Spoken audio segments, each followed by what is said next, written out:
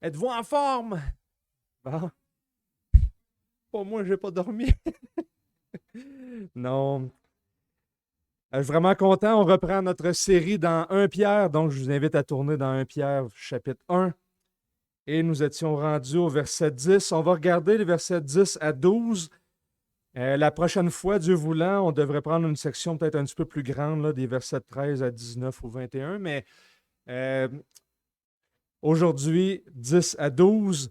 Le message porterait le titre La planification de l'espérance. Si vous vous souvenez, on parle d'espérance depuis un bon bout de temps. Euh, par la résurrection, la régénération, notre espérance au ciel. Et maintenant, Pierre va, on dirait qu'il change comme s'il changeait de sujet. Mais ça, c'est un petit peu, pas en apparence, mais faut le voir aussi comme en continuité avec ce qu'il disait. Et juste pour vous rappeler, toujours, verset 3 à 12, dans l'original, c'est une longue phrase. Complexe, oui, mais c'est quand même une longue phrase. Et Pierre ne veut pas sortir complètement de ce sujet-là, qui est en train de parler, qui se trouve à être l'espérance. Mais commençons par lire le texte. Lisons à partir du verset 8.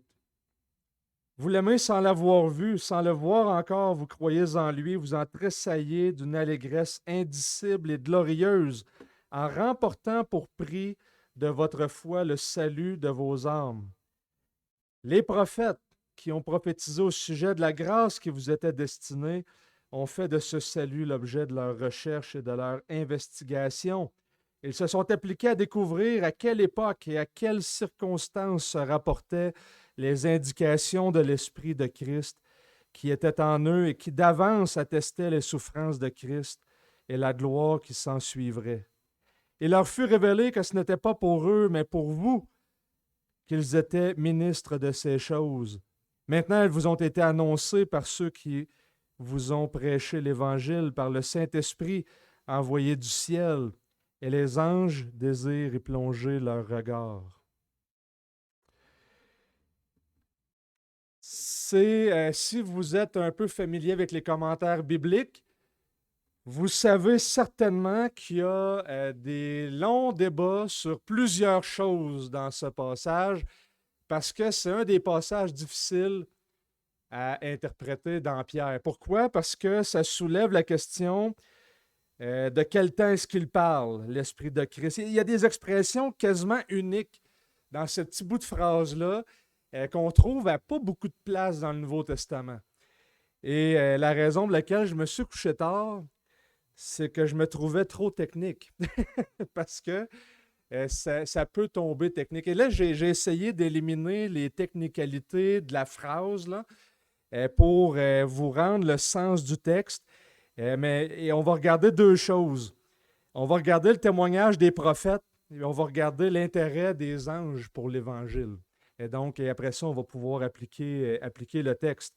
Mais avant, prions.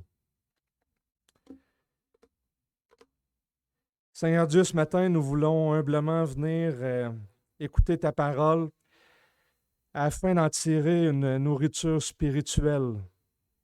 Et c'est certainement pas moi qui peux nourrir spirituellement ce peuple, Seigneur, mais nous croyons que par ton esprit, tu peux le faire. Ton Saint-Esprit. Et ton Saint-Esprit nous sanctifie. Et nous avons besoin d'être sanctifiés. J'en ai besoin. Et Seigneur, ouvre nos cœurs et rends-nous passionnés pour l'Évangile.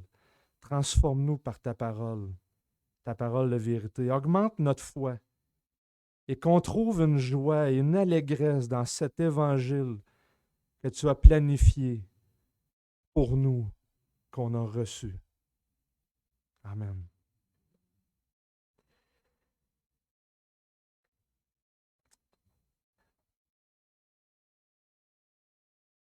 Depuis plusieurs semaines, on regarde le. J'ai mêlé mes feuilles, là, fait qu'il faut que je joue avec deux paragraphes là, dedans. Là. J'ai de l'air mêlé, mais c'est correct. Ça devrait bien aller. On regarde le premier chapitre qui concerne le salut. Et soudainement, Pierre nous parle des prophètes dans le passé. Puis là, et en fait, c'est souvent une question de traduction qu'on ne voit pas le lien entre ce qui précède puis la suite. Parce que dans ce verset, dans le fond, Pierre va commencer par les paroles euh, au sujet duquel. Donc, ça se lirait en remportant pour prix de votre foi le salut de vos âmes, au sujet duquel. Mais quel sujet? Le sujet du salut. Et donc, il y a une continuité dans l'argumentaire que Pierre veut nous amener. C'est une seule phrase. Et donc, il veut réfléchir à ce salut, le salut de nos âmes qu'on a gagné au prix de la foi, mais que les prophètes ont prophétisé.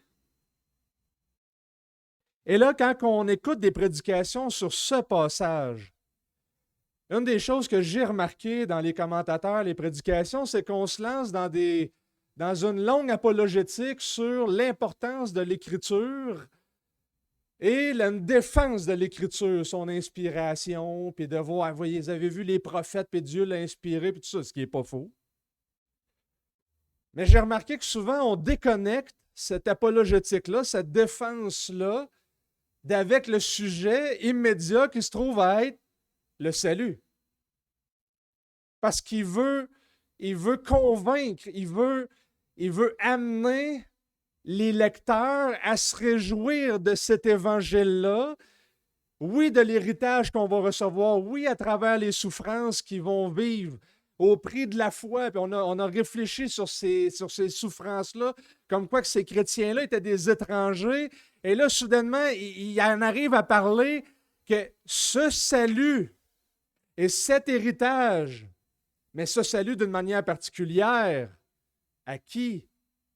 Bien, les prophètes nous l'ont annoncé et ils ont plongé leur regard dans cet évangile. Et vous l'avez reçu. Dieu l'a planifié. Et plus que ça, c'est que même les anges veulent plonger leur regard dedans. Trouver la joie, on est encore dans cette continuité-là de trouver la joie parmi les épreuves, de considérer qu'est-ce que Dieu a fait. Et aujourd'hui, c'est ce qu'on veut regarder. Et ça a des implications vraiment importantes pour comprendre ce texte, parce que l'objectif du paragraphe, c'est de montrer au lecteur de Pierre que les bénédictions spirituelles dont il bénéficie aujourd'hui, écoutez bien ce que je vais dire, là. Les bénédictions spirituelles qu'on bénéficie aujourd'hui sont supérieures à tout ce qui a été envisagé par les prophètes de l'Ancien Testament ou même par les anges. Parce qu'ils voulaient regarder. Et les anges veulent comprendre. Et ça, c'est vraiment un encouragement. Parce que nous sommes dans le temps où, par la prédication de l'Évangile, on peut recevoir ce plan. Et c'est là que ça va aider à persévérer. Il va reparler de la souffrance, il va reparler même du ministère pastoral, il va parler de la famille, puis de nos relations avec le gouvernement, puis les autres. Mais il s'assure qu'on soit passionné par l'Évangile, qu'on comprenne notre espérance. Et ça, c'est la grande application du passage. Mais commençons par le verset 11. Ils se sont appliqués à découvrir à quelle époque et à quelles circonstances se rapportaient les indications de l'Esprit de Christ qui était en eux et qui d'avance attestait les souffrances du Christ. Alors, ce qui va vraiment influencer la compréhension du passage, c'est ce qui est au centre du passage. c'est-à-dire quelle époque et quelles circonstances. Tina kairon en grec. Euh, OK, on ne se lancera pas dans le grec, là, je ne suis pas le spécialiste, mais quand tu as 10 commentaires qui te disent que c'est comme ça, à un moment donné, tu te dis, bon, OK, ça peut être comme ça. Puis, tu sais, je vais lire un peu l'original, puis tout ça, puis, tu sais, on regarde tout ça, puis là, on se dit, bon, ben comment qu'on interprète ça à cette heure? Là, on va regarder différents passages dans lesquels ces mêmes mots vont s'appliquer. Et là, ben, on tombe dans des débats. Et là, je ne voulais pas rentrer dans des débats super techniques, mais je vais quand même utiliser un débat qui va nous amener à comprendre, je pense, j'espère, un petit peu plus le sens du texte. Walter Kaiser, théologien que j'apprécie sur plusieurs sujets, suggère que les deux mots que j'ai nommés, époque et circonstance, suggèrent que ces deux mots agissent un peu comme quasiment des synonymes. C'est-à-dire que pour lui, il va dire que les prophètes se sont appliqués à découvrir quel temps et quelle espèce de temps. Et donc, il pense que le texte ne vise pas tant les circonstances que les prophètes de l'Ancien Testament ne comprenaient pas, mais qu'il voulait plutôt découvrir le temps et les circonstances, les qualités de ce temps. Donc, pour lui, c'est une question de temps. Et la raison pour laquelle il approche ce texte de cette façon-là, de cette manière-là, c'est que Kaiser, lui, il a peur d'une chose. Il a peur que les chrétiens d'aujourd'hui comprennent les citations de l'Ancien Testament qui sont dans le Nouveau Testament. Puis il a peur que les chrétiens qui voient ces citations-là, et puis là, Pierre va en citer plusieurs après. Là, dans le chapitre qui suit, là, des versets 13 et suivants, et du chapitre 2, là, il y a des avalanches des fois de citations de l'Ancien Testament. Et Kaiser a peur qu'on prenne ces passages de l'Ancien Testament dans le Nouveau sans égard au contexte de l'Ancien Testament. Et puis là, on pourrait leur faire dire finalement à peu près n'importe quoi. Comme par exemple, il y a un théologien du nom de Barnabas Linzer.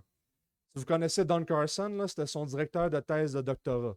Lui a écrit un livre qui s'appelle The Apologetic of the New Testament, l'apologétique du Nouveau Testament. Et pour lui, dans son livre, ce qu'il voulait montrer, en fait, sa thèse, c'était que les auteurs du Nouveau Testament citaient l'Ancien Testament sans égard au contexte de l'Ancien Testament, mais simplement pour appuyer ce qu'il voulait dire.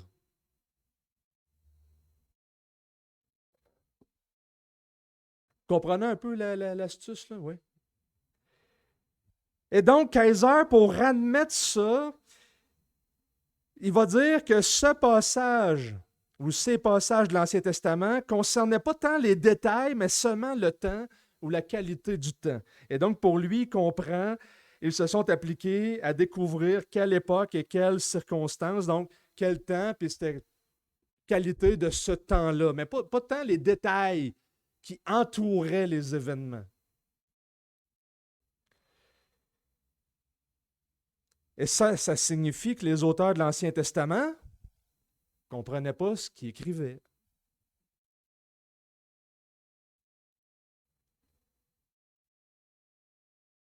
Il fallait attendre que les auteurs du Nouveau Testament, eux, comprennent et qu'ils nous expliquent. Alors, vous comprenez que j'ai de la difficulté avec cette interprétation. Mais vous comprenez qu'il y a un débat. Et c'est de l'expression centrale. Mais qu'est-ce que les auteurs de l'Ancien Testament comprenaient? Qu'est-ce qu'on lit ici? Les prophètes qui ont prophétisé au sujet de la grâce qui vous était destinée ont fait de ce salut l'objet de leur recherche et de leur investigation. Ils se sont appliqués à découvrir à quelle époque et quelles circonstances se rapportaient les indications de l'Esprit du Christ qui étaient en eux et qui d'avance attestaient les souffrances du Christ.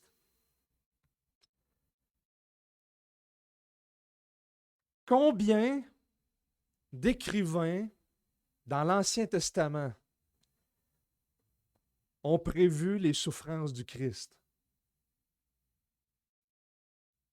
Et ce n'est pas une question facile.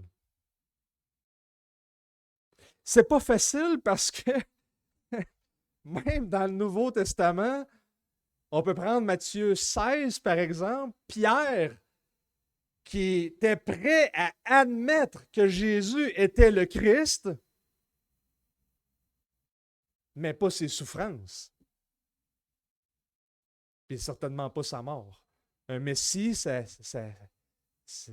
gagne, c'est un vainqueur, c'est pas un esclave qu'on met sur un bout de bois. Le titre de Messie, Christ, est lié dans le Nouveau Testament à une personne qui est loin de Dieu, donc le Christ. Dans l'Ancien Testament, c'était surtout les rois davidiques, les prêtres, et à 2 passages environ dans l'Ancien Testament, on trouve un prophète qui est loin. Ils étaient loin de Dieu. Mais de temps en temps, il y a une attente. Puis cette attente a grandi dans l'Ancien Testament. Il y a l'attente qu'un Messie, un oint, va venir délivrer le peuple. Et cette attente va grandir, grandir et grandir tout au long de l'Ancien Testament. Alors, Pierre avait compris quoi? Avant la résurrection, Jean va dire dans Jean chapitre 2 qu'après la résurrection, ils comprirent et les Écritures et ce que Jésus avait dit. Et ce qu'il avait dit, il avait cité le psaume 69. Là, tu lis le psaume 69, ça ne parle pas de destruction de temple, ça ne parle pas de... Puis là, Jésus va l'appliquer à ce qu'il est en train de faire. Mais c'est seulement après la résurrection que les apôtres ont compris. Alors, comment Pierre avait-tu compris Isaïe 53 de cette manière-là? Avant la résurrection, fort probablement que non. Parce qu'on ne trouve pas Pierre et les autres apôtres en train de dire bon, enfin, il est crucifié, vivement dimanche. Attendons. Mais non, ils sont partis. Et il va citer Isaïe 53 dans l'autre section qu'on va étudier. Et là, soudainement, la compréhension de Pierre n'est pas dans Matthieu 16.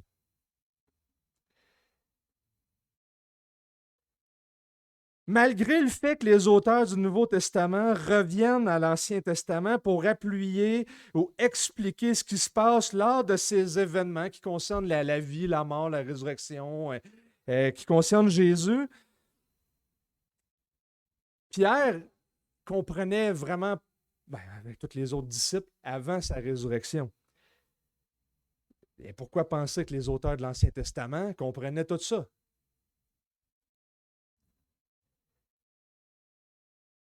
Revenons un peu dans un bon débat que j'apprécie beaucoup. Dispensationaliste, théologie de l'Alliance, théologie de la Nouvelle Alliance.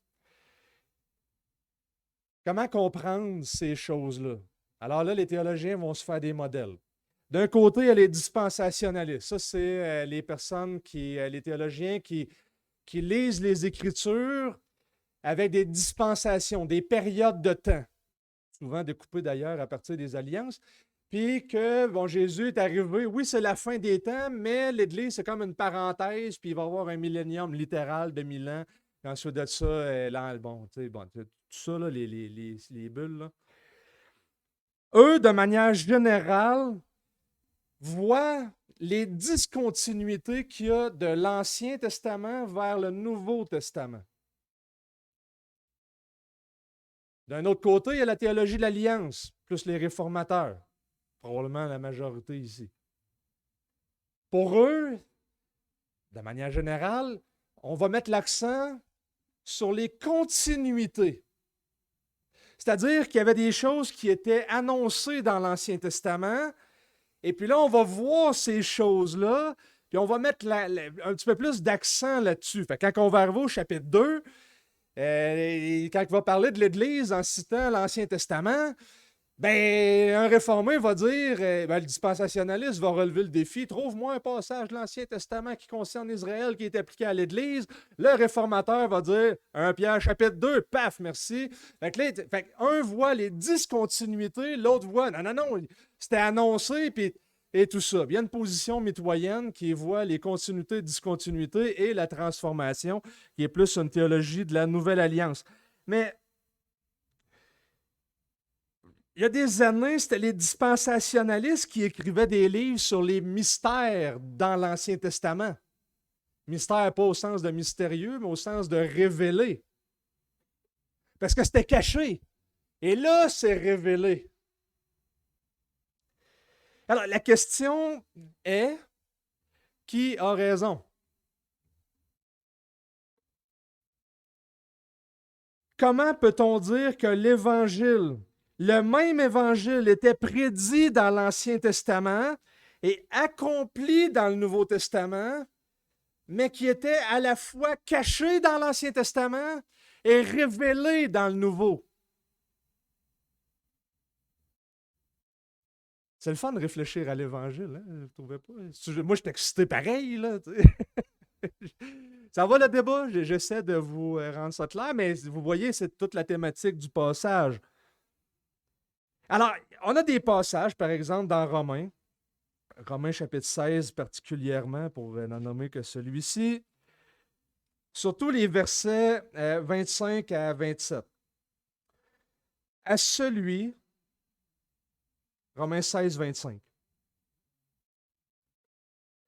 À celui qui a le pouvoir de vous affermir selon mon évangile et la prédication de Jésus-Christ, conformément à la révélation du mystère tenu secret dès l'origine des temps. Et là, les dispensationalistes disent Amen. Il faut continuer à lire. Mais manifesté maintenant par les écrits prophétiques d'après l'ordre du Dieu éternel et porté à la connaissance de toutes les nations en vue de l'obéissance à la foi. Et là, tous ceux de la théologie de l'Alliance disent Amen.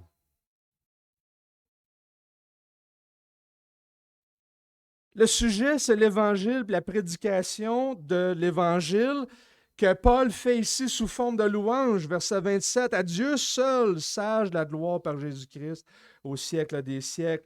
Amen. » Et c'est-à-dire que l'apôtre Paul comprend que cet évangile est à la fois quelque chose qui était caché et qui est maintenant révélé avec l'arrivée de Jésus-Christ.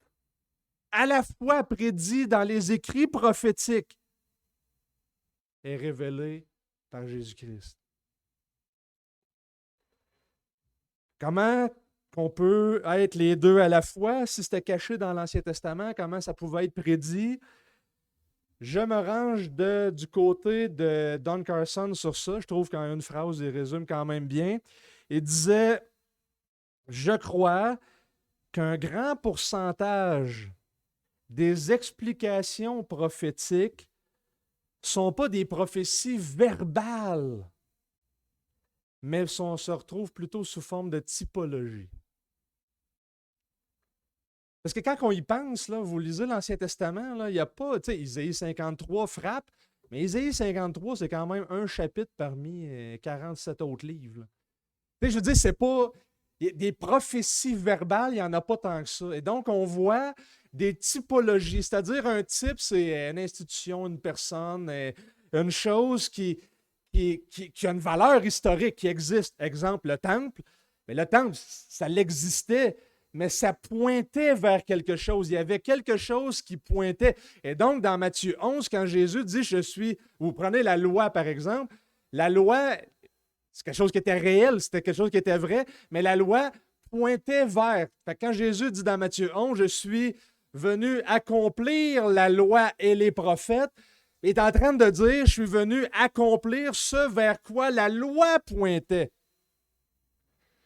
Donc, je suis venu accomplir. Donc, c'est dans ce sens typologique, donc c'est quelque chose de vrai, d'historique, mais qui pointe vers. Et ça, il y en a quand même beaucoup de ces trajectoires-là. Et Pierre, il va en nommer plusieurs qu'on va pouvoir, les plus excitantes concernent l'Église, là. C'est toujours les débats. Mais Pierre, j'aime Pierre. Je vous l'ai déjà dit, mais Pierre est le fun là-dessus. Donc, il voyait, les prophètes de l'Ancien Testament, il voyait qu'il y avait un plan. Il voulait comprendre les détails. Il voulait comprendre ce que Dieu ferait. Mais ce qu'on lit ici avec Pierre, ce que Pierre mentionne, c'est que ces prophètes ont fait l'objet de leur salut. Ils ont creusé, ils ont mis de l'effort, ils voulaient, ils ont investigué, se sont appliqués. Quelle époque, quelles circonstances. Il leur fut révélé que ce n'était pas pour eux, mais pour nous. Pensez au prophète Daniel. Daniel qui interroge Dieu, mais qu'est-ce que ça veut dire? Puis à un moment donné, c'est comme si Dieu dit, arrête de m'achaler, c'est pas pour toi, c'est pour plus tard. Et Daniel, à certains moments, était juste un scribe. Il voulait, il pouvait plonger dedans, il pouvait essayer, mais Dieu dit, c'est pas pour toi, mais pour nous.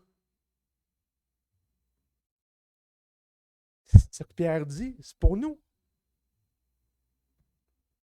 Donc, ce passage dans la trame narrative de Pierre nous dit que cette espérance a été planifiée par Dieu pour notre allégresse, pour notre bien, et préservée à travers l'histoire du salut, démontrée dans l'histoire du salut, maintenant par Jésus-Christ, puis a été annoncée par ceux qui nous ont annoncé l'Évangile. Et là, on peut comprendre la manière que Pierre forme sa phrase, que ce n'est pas nécessairement lui qui a prêché à ses auditeurs, mais il parle à ceux qui leur ont prêché l'Évangile.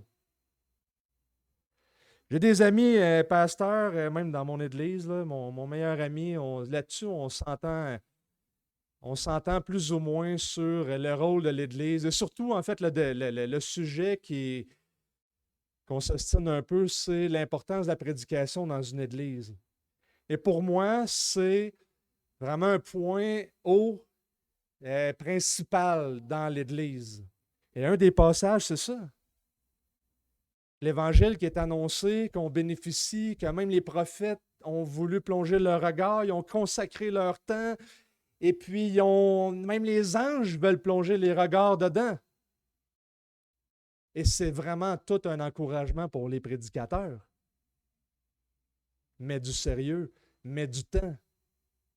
La prédication est efficace, pas à cause de nous, mais à cause de Christ, à cause de l'Esprit de Christ qui travaille. Et pour moi, la prédication, oui, je mets du temps, oui, j'essaie, et j'ai beaucoup, beaucoup, beaucoup de défauts, mais au moins, même si on ne voit pas les effets présents d'une prédication, je veux dire, vous ne ressortez pas d'ici à tous les dimanches en disant « ma vie est complètement révolutionnée ». On prend des brides et tout ça, mais c'est quelque chose qui se répète, c'est quelque chose qui vient dans la vie des croyants. Mais quel encouragement pour les prédicateurs de donner du sérieux et de voir que c'est de cette manière-là que Dieu va aller chercher des âmes perdues. C'est Paul qui va dire « mais comment croiront-ils s'il n'y a pas de prédicateur ?» Alors oui, je mets du sérieux là-dessus, puis si mon chum de gars écoute la vidéo, sache que Pierre donne un argument. Mais en même temps, je veux vous encourager aussi à prêcher l'Évangile, à aimer l'Évangile, à connaître l'Évangile. J'ai gratté une question d'un débat théologique, mais ça a quand même des implications dans notre compréhension des Écritures. Comment lire l'Ancien Testament à la lumière du Nouveau, puis tout ça, il faut jongler un petit peu avec ça. C'est pas réservé à l'élite dans une université. Là, Pierre écrivait à des chrétiens comme vous et moi qui étaient dispersés. Là. Mais quel encouragement! Notre espérance a été planifiée par Dieu. C'est C'est une vision de la grandeur de Dieu, puis de la complexité de son plan, puis de sa mise en place dans les moindres détails qui se déroulent à travers nous et qu'on peut s'émerveiller de ce qu'on est en train d'étudier puis de plonger dans les Écritures. C'est pas seulement une vision personnelle de notre expérience existentielle et de nous aujourd'hui. Là, moi, je veux l'Évangile parce que je veux recevoir des bénédictions. C'est pas ça que Pierre dit. Là. Il n'est pas en train de les réconforter, en train de dire « Hey, wow, t'es tellement merveilleux, bon et agréable que je ne pouvais pas ne pas te sauver. » Non, non, t'es un élu. T'étais tellement méchant que ça ne prenait pas moins que Christ lui-même puis son esprit par la prédication puis le travail. Tu sais, qui vient te chercher. Rendez-vous compte du privilège que vous avez? Même les anges veulent plonger les regards dans cet évangile. Mais quel privilège! C'est une vision cosmique large, enracinée dans une vision de Dieu lui-même. L'espérance planifiée par Dieu. Je veux réfléchir à l'Évangile. Romains 1:1. Paul, serviteur du Christ Jésus, appelé à être apôtre, mis à part pour l'Évangile de Dieu. On peut prendre ce verset et dire l'Évangile de Dieu. Donc, c'est l'Évangile qui concerne Dieu, de Dieu. Comprenez l'astuce? Mais le contexte ne fait pas de sens si on le traduit comme ça, parce qu'immédiatement après, il va donner des détails historiques. Cet évangile, Dieu l'avait promis auparavant, etc., etc. Donc, c'est l'évangile de Dieu qui concerne son plan. C'est-à-dire que c'est l'évangile de Dieu. C'est Dieu qui en est l'auteur. C'est Dieu qui en a fixé les règles. C'est Dieu qui en a dessiné la trame. C'est Dieu qui l'a accompli, c'est Dieu qui va le dérouler, c'est Dieu qui fait les promesses, c'est Dieu qui tient ses promesses, c'est Dieu. Et cet évangile de Dieu concerne Jésus-Christ. Paul est purement conséquent avec ce que Pierre est en train de nous dire. Il le dit d'une manière différente, à d'autres passages aussi, mais c'est vraiment intéressant de voir, c'est l'évangile de Dieu.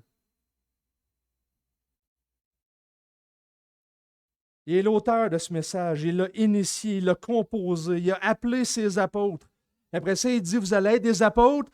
Même si c'est un apôtre qui est appelé, c'est même pas lui qui l'a décidé. J'ai été appelé pour cet évangile. Je ne peux pas y toucher, j'en suis pas l'auteur. Fait que si on vous pose la question, qu'est-ce que l'Évangile? Puis tu commences en disant, ben moi, je pense que l'Évangile, merci pour ta réponse, je ne t'ai pas demandé ce que tu pensais que c'était l'Évangile, je t'ai demandé c'était quoi l'Évangile.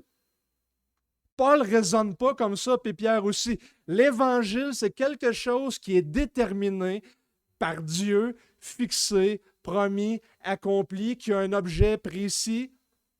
Ça concerne au moins deux choses. Ça concerne Jésus, qui a été promis dans l'Ancien Testament, qui concerne le Fils, né de la descendance de David selon la chair, déclaré Fils de Dieu avec puissance par l'Esprit de résurrection. Et c'est les mêmes thèmes qu'on trouve dans Pierre. C'est le Christ, le oint. Il était dans la descendance, même si Pierre n'utilise pas ce langage-là, on comprend qu'il est dans la lignée davidique. Mais il est ressuscité et par sa résurrection, il va s'acquérir. Il va pouvoir régénérer, il va pouvoir donner toutes les bénédictions, le salut, l'héritage et compagnie. Je veux dire, la Bible est perspicace dans les thèmes qui concernent l'Évangile. On peut s'ostiner, le dispensationalisme, mais on ne peut pas s'ostiner sur l'Évangile. Il y a un anathème dans Galates, une condamnation si on touche l'Évangile.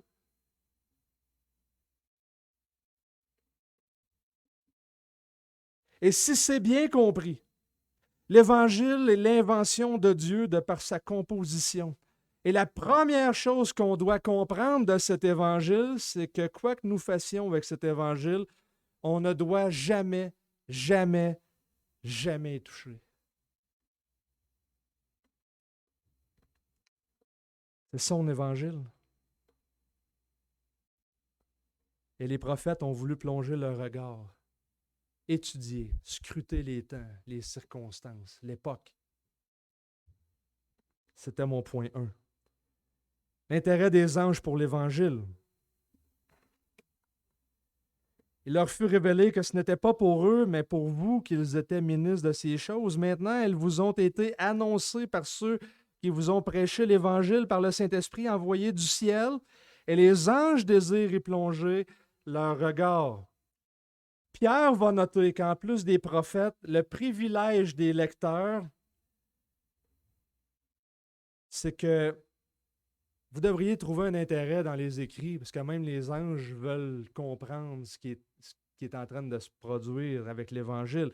Le mot qui est là, c'est qu'ils jettent un regard extérieur. Les anges sont extérieurs, puis ils plongent leur regard. Ils essaient de voir le contenu. Le même mot est utilisé en Jacques 1, 25. Mais celui qui a plongé les regards dans la loi parfaite, c'est qu'on est extérieur à la loi et on plonge nos regards dedans, mais ce n'est pas nous autres qui va en déterminer les termes. C'est quelque chose qui est là puis qu'on plonge dedans. Les anges eux-mêmes ont contemplé l'excellence de cette grâce, de ce salut qui nous est offert en Christ. Ils ne pourront jamais se contenter de le contempler, ni s'en émerveiller suffisamment, ni de s'en réjouir suffisamment. Et là, je viens de citer Thomas Manton, un puritain. Là, ça m'a frappé. Ils disent, ouais, tu sais. Fait que là, tu lis tout son exposé là-dessus, puis tu dis, oh, OK, tu sais, c'est quand même grand. Puis à un moment donné, il soulignait, il dit, Pierre va mentionner les anges à une seule reprise en dehors de ici, dans Pierre. 1 Pierre 3, 22.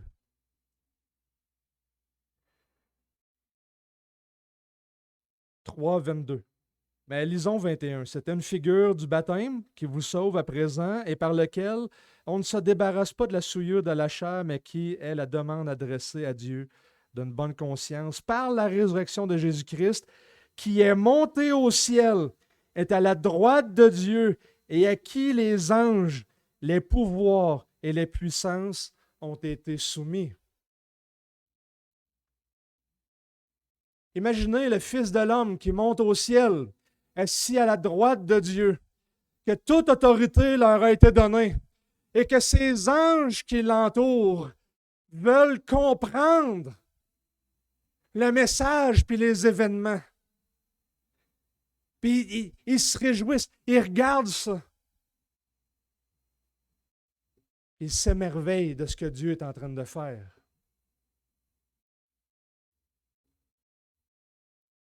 Le verbe utilisé pour plonger peut être traduit par se pencher. C'est le mot qui était utilisé pour les apôtres qui rentraient dans le tombeau. Ils se penchaient pour voir si les bandelettes étaient présentes. Le point de Pierre dans ce passage, c'est que les souffrances de Christ et la gloire de Christ qui a été prêchée aux lecteurs de Pierre, non seulement était le sujet d'investigation des prophètes, mais des anges. Et dans ce contexte, Pierre encourage les lecteurs. Vraisemblablement qu'ils ont perdu beaucoup de choses, si ce n'est pas tout. C'est des étrangers sur la terre.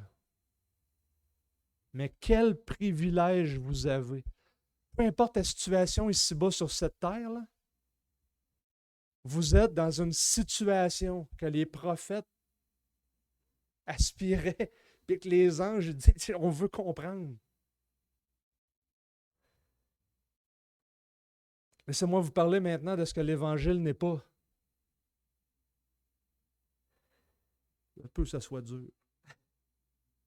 L'Évangile, ce n'est pas votre témoignage personnel. Combien de fois on entend ça? Hey, j'ai prêché l'Évangile, puis ça, ouais, tu as parlé de quoi? Écoute, j'ai raconté mon témoignage, puis là, on entend ça. J'ai entendu ça régulièrement. C'est correct le témoignage personnel, c'est au mieux de la pré-évangélisation, mais votre témoignage personnel n'est pas l'Évangile. Paul va donner son témoignage à certaines reprises. Je vais vous raconter comment que Christ s'est manifesté à moi, il va raconter ça. Mais après ça, il va prêcher Christ. C'est important le témoignage personnel, mais ce n'est pas l'Évangile. Lorsque nous disons que Dieu aime le monde inconditionnellement, ben, ce n'est pas l'Évangile. D'ailleurs, ce n'est même pas vrai. Lorsqu'on dit que Dieu t'aime, celle-là, c'est pour aujourd'hui. Là. Lorsqu'on dit que Dieu t'aime, puis il y a un plan formidable pour toi, puis le reste de ta vie, ben ça, c'est pas l'Évangile. Et pourtant, c'est le grand thème des conférences jeunesse aujourd'hui. J'étais dans une conférence il y a quelques années, j'amenais la jeunesse là-bas. Puis là, c'était une des églises, des grandes églises là, qui est super en vue au Québec. C'était un des pasteurs là-bas, c'était le pasteur jeunesse là-bas qui faisait la conférence. Puis moi, je roulais sur ma chaise. Puis moi, quand je ne suis pas de bonne humeur, je viens rouge, puis j'ai une veine dans le front. Puis là, tu sais, je parlais pas. Puis là, il y a toutes les jeunesses des 4 églises de la région. Puis là, évidemment, ils me connaissent. Puis là, à un moment donné, ma fille, elle me regarde, ma plus vieille. Puis là, elle dit à mon autre fille, elle dit, papa, il est vraiment pas content. Elle dit, je l'ai rarement vu comme ça. Tu sais. Puis là, je roulais. Puis là, toute la jeunesse est là. Là tout le mot se passe un peu à mon insu. De toute façon, j'étais concentré. Et puis là, tout le monde cherchait à savoir mais pourquoi Jean-Luc n'est pas content. Les pasteurs jeunesse sont venus me voir après. Je dis, vous n'avez rien vu? Le message qu'il prêchait, c'est... Puis, tu sais, je ne suis pas celui, tu sais, crêté, cravate tout le temps, tout ça, quand il prêche. J'essaie d'être propre et tout, là, mais lui, tu sais, c'est... OK, rassemblement jeunesse, pantalon troué, gilet trop long. Ben, tu sais, je vous dis, c'est correct. Tu sais. Je dis, vous n'avez pas remarqué? Sa prédication, c'était... Vous voulez une vie remplie? Venez à Jésus-Christ. En passant, j'ai une église pour vous qui va vous ressembler. Je le dis brutalement, mais en définitive, j'ai réentendu la même affaire. Et là, ça m'a donné une place pour les jeunes de dire, mais c'est quoi l'Évangile? Puis là, après ça, on donne un enseignement de l'Évangile. Puis là, il était par centaines à lever la main, puis à aller en avant, puis tout ça, puis j'étais vraiment fâché. R.C. Sproul, quand il enseignait dans une classe de doctorat au 3e cycle, un jour, il a posé la question à ses étudiants. Il dit, qui parmi vous est appelé au ministère de l'Évangile? Il dit, toute la classe a levé la main. Il dit, OK, commençons par le début. Puis à l'époque, il y avait un tableau noir. Il dit, qu'est-ce que l'Évangile? Et là, ça commence. L'Évangile signifie qu'on a le pardon des péchés. Oui, c'est vrai. L'Évangile signifie qu'on est justifié. Oui, c'est vrai. Vous remarquez que c'est un collège réformé, donc justification, les grandes doctrines, ça sortait. L'Évangile signifie qu'on va avoir une vie remplie de sens. Dans un sens, c'est vrai.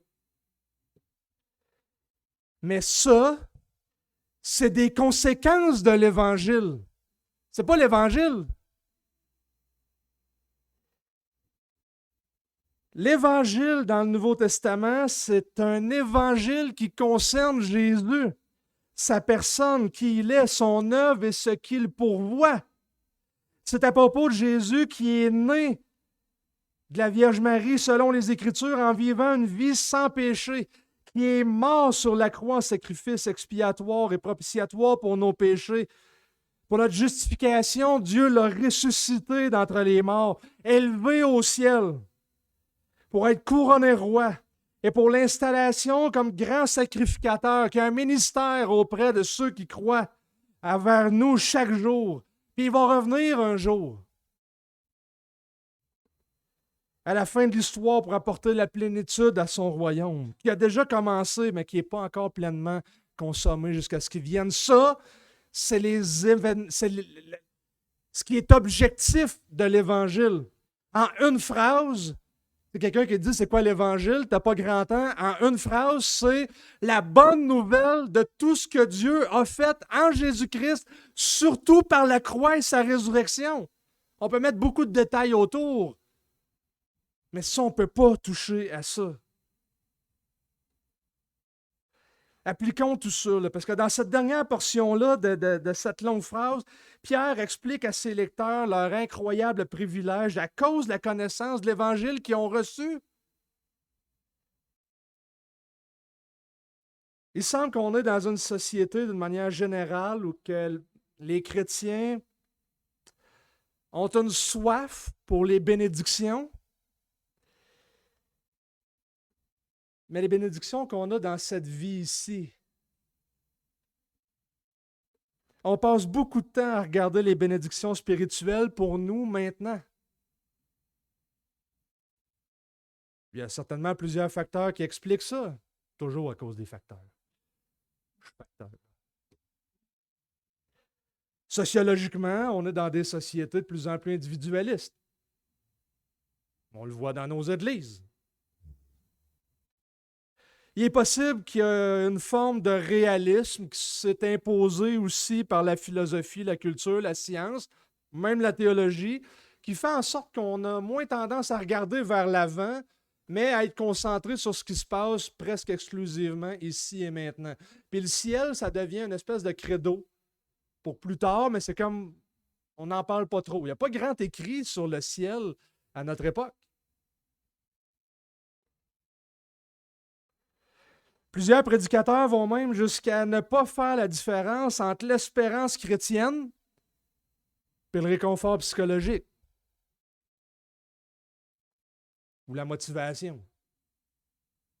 Mon ami Raoul, qui est ici présent cette semaine, m'a appelé parce qu'il voulait que j'évalue une prédication d'une église très bien connue. Puis il dit, après 3 minutes, il dit, j'étais fâché. Il dit, tu sais, là, il disait, Jean-Luc, écoute ça. Je savais c'était qui. Il dit, écoute, Raoul, t'es pas le premier qui m'envoie des prédications de lui. Il dit, on dirait un motivateur. Il dit, c'est quand est-ce qu'il prêche le texte?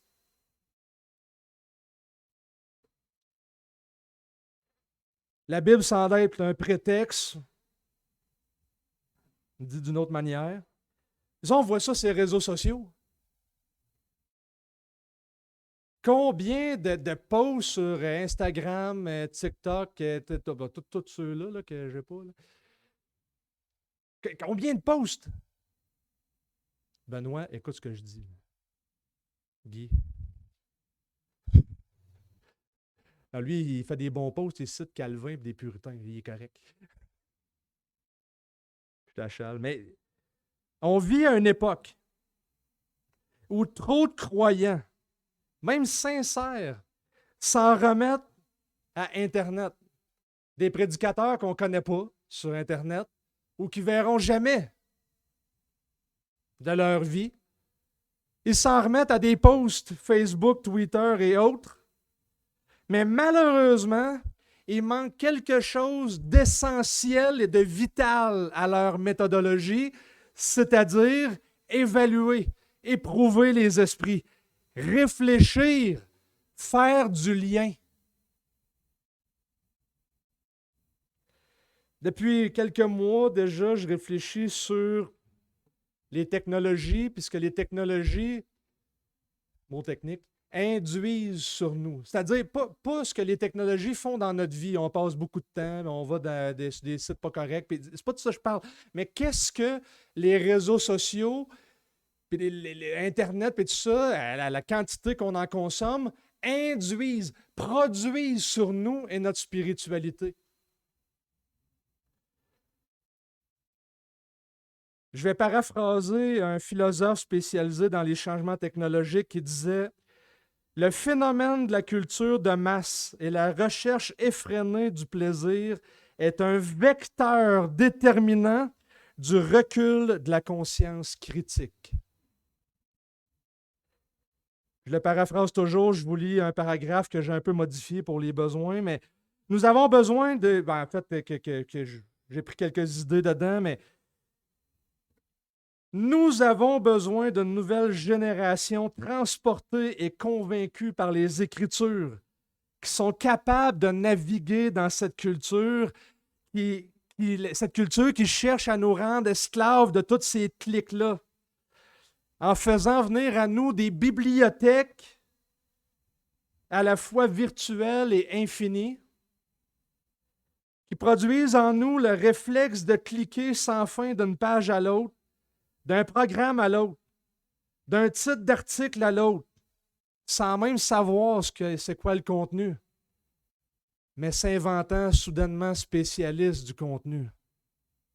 Une société qui fait éprouver en nous les sensations soudaines et immédiates de plaisir, nous faisant perdre la maîtrise en produisant un sentiment de puissance, mais qui entraîne par le fait même une compulsion, une emprise, voire même un esclavage.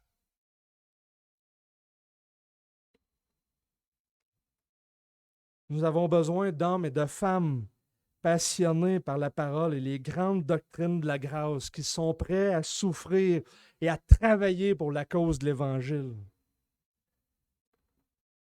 Voici l'application. Faites tout en votre pouvoir pour ne pas rendre l'Évangile petit. Faites tout en votre pouvoir afin de préserver le sens et la valeur de l'Évangile et de la personne de Dieu et de Jésus-Christ et des fruits qui en découlent. Et il y en a des fruits. Parce que cette longue phrase met fin à ce sujet et il va passer maintenant à la vie du chrétien et à sa sainteté. Ne rendez pas petit par votre vie l'Évangile. Notre espérance a été planifiée par Dieu et Pierre veut susciter une gratitude envers Dieu. Il veut tirer nos esprits vers cet Évangile de grâce. Prions. Seigneur Dieu, merci pour cet Évangile. Infiniment merci. Et Seigneur, on sait, on a fait une prière de confession, Seigneur, et on veut confesser qu'on ne le mérite pas. À chaque niveau, chaque personne dans nos vies, on tombe, on a des pensées impures, un langage mauvais, un comportement pas digne, pas sain. Mais produis en nous les fruits de la repentance et de la sainteté, qui vont nous amener à voir Jésus-Christ à travers notre vie. C'est en ton nom qu'on veut te demander ces choses. Sois loué. Amen. Que le Seigneur vous bénisse.